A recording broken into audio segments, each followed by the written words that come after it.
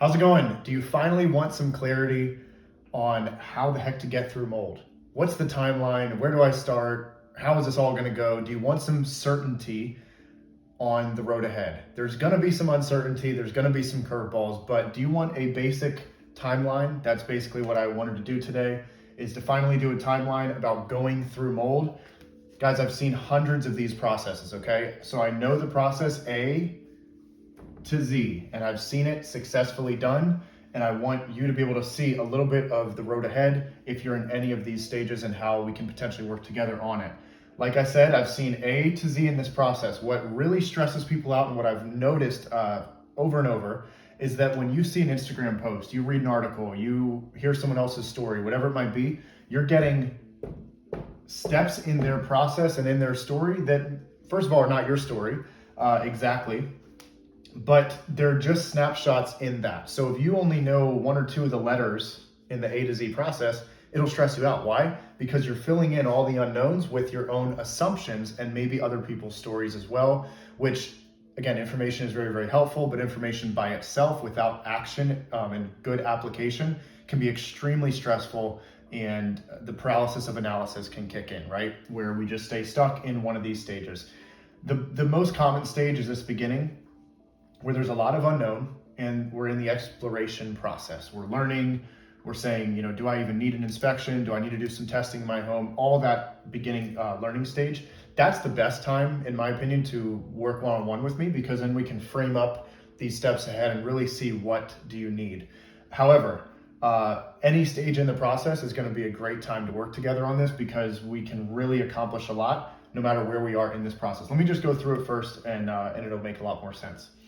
So like I said, the beginning, you're just learning a bunch, and this is where you determine, I have health symptoms that I want to get to the bottom of, and mold just kind of came into my world, or we discovered a water leak in the home, or all these other different factors in the home that for sure something happened. That's part of the beginning process. And that is where you're going to say, do I need to do testing? Who do I call? What's the next steps for bringing a professional in? Do I need that? All these different factors. Maybe the beginning is, I am looking to rent somewhere to live, looking to buy, maybe I'm going to build a home. This is the beginning stage. And again, very, very high value time to work together on this, because we can really develop a game plan to move through this road ahead. But my whole point in making this is the end, okay? I hope you won't need me. Why? Because the goal is to maintain and move on. That's the goal. We go through all this stuff so that we can move on with our life, get to our purpose, be happy and healthy and moving forward in life, and not have our whole life run by microbiology, mold, and get stuck in any of these steps. So the goal is progressive movement through this process to maintain and move on, and I'm committed to take you to Z, okay? So wherever step in the process, we can pick up where you are and move this ship forward, okay? All right, so the next stage after the kind of learning and development here is the consultation, inspection, and testing. So this is where you might already have an inspector coming in your home, doing testing, assessing these different areas. This is the identification area, where you identify problems that could be in the home that need to be solved. From this, then you develop a plan and protocol on how to correct that problem, right? After that's done, you have remediation after the source is repaired. So the source could be an HVAC system that's broken. That should be handled in conjunction with this. Maybe it's intrusion from water from the outside. It's got to get waterproof, sealed, whatever it might be. The source gets repaired, remediation happens. Remediation is both removal and cleaning. We can talk more about that in the future, but moving along, after remediation, you do a post-remediation verification clearance inspection. That's just long words for make sure that the job was done right and do the necessary testing. This connects with this because these two steps provide accountability for the remediation process to be done well. Think of this. This is the diagnostic doctor plan, and this is the surgeon plan, the surgery getting done in the home, and then this is checking to make sure that was all done properly. Make sense? After this is all complete and we have a good clean bill, we've completed all the cleaning steps and everything. Now we go to the rebuild process and we start to move into our goal, which is to maintain and move on. And from the maintaining and moving on process, I've had a lot of people actually call me to do a consultation with them in that stage. And that stage is actually a really, really good one too, because if all this was done well and right, you just gotta, tie up some loose ends and put some closure to the chapters behind you. Then you can see, okay, are we dehumidified? Are we keeping the dust content low throughout the home? Are we doing routine checkups throughout the house in different ways? Are we being proactive to simply just take care of our house and take care of our health and move on, right? Into a mold safe, not mold free environment here. So all this, right? I've seen many, many different steps. Where can I come in and help you? I have 3 different options. You can find them on my link tree, and each one, I will help you wherever you are. So it doesn't matter which option you choose. It's more of a time frame that you're going to have available with me.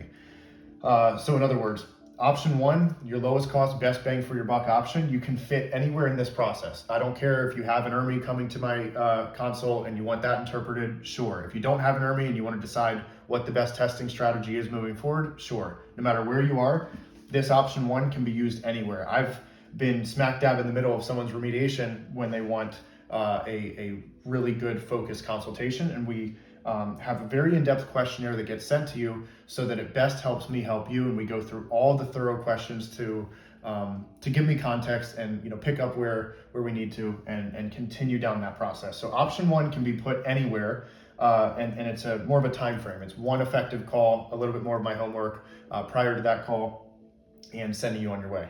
That one, a lot of people do. Option 2 is what most people go with because it's a little bit more of the time. So maybe it's part of the vetting process of an inspector. Maybe it's having a quick conversation with the remediator on site to provide some of the oversight. Option 2 is my involvement, just a bit longer. A long in-depth call, very comprehensive, a follow-up call, and a lot of my homework in the middle where we're doing a lot more email correspondence and answering questions, assessing a ton of photos and videos and whatever is needed throughout this process to help you remotely. And then option 3, self-explanatory. It's my involvement through every step of the process. So if you need that and want that, by all means, that's a very effective option.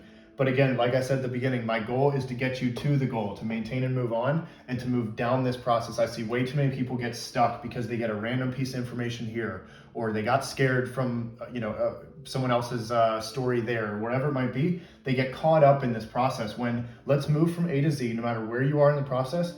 If you would like my involvement to help, pick any of these, however much involvement you want me in with you on. We will move you forward and get you moving on, maintaining a good and clean mold safe home, and actually draw you through this timeline the right way, because there's way too much convoluted information and too many people stuck in this, and it's not worth going through a loop. Once you've been through it once, you should know and not have to go through it the exact same way, because in the maintain and move on stage, you are so empowered with knowledge, experience, and solution-oriented actions that you don't have to get stuck in this process. Mold is very solvable. Because I know what I know and have been through all the different A to Z processes, I'm not really worried about mold because I know what would be ahead of me, and I know that it's both a balance of assessing and healing the home and assessing and healing the body and moving on that way.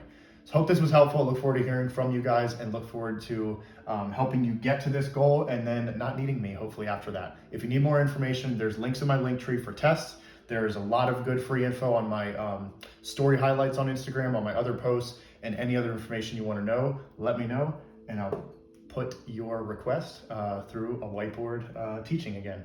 Hope that helps.